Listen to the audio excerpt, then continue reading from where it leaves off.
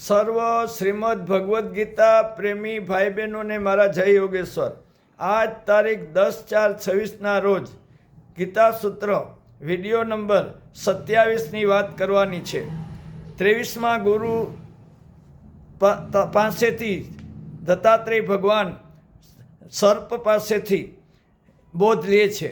જેમ ઉંદર પોતાનું ઘર બનાવે છે પણ સાપ પણ એમાં આરામથી રહી શકે છે, આ પ્રમાણે આ શરીર અનિત્ય છે. કષ્ટ વેઠીને ઘર બનાવવું વ્યર્થ છે. યોગી ક્યાંય પણ રહીને પોતાનો નિર્વાહ કરી શકે છે. 24મા ગુરુ ભ્રમરી પાસેથી તેઓએ શીખ લીધો કે ભ્રમરી કોઈ કીડાને લઈને દિવાલ ઉપર બાંધી દે છે અને બહારથી જ વારંવાર આવીને તેને ડરાવતી રહે છે. કીડો ભયથી જ ભમરીનું ચિંતન કરતાં કરતાં પોતે જ ભમરી બની જાય છે. તે જ પ્રમાણે ભયથી કે પ્રેમથી ભગવાનનું નામ સતત લેતા રહેતા ચિંતન કરવાથી મનુષ્ય પણ પરમાત્માને અવશ્ય પ્રાપ્ત કરે છે.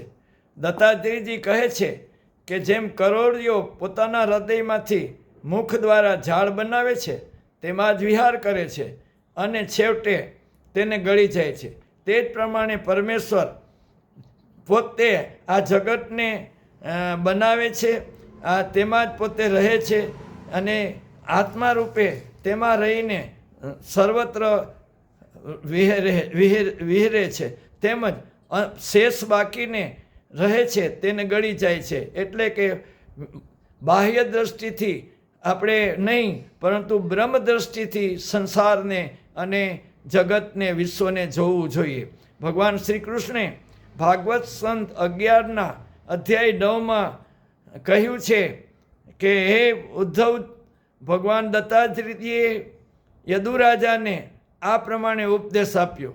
રાજાએ તેની પૂજા કરી, તેને પ્રણામ કર્યા અને દત્તાત્રેય ભગવાન તેમની અનુમતિ અને પ્રસન્ન વદને થઈને પોતાની ઈચ્છા મુજબ ત્યાંથી સીધાવી ગયા. વધુ કાલે જય યોગેશ્વર.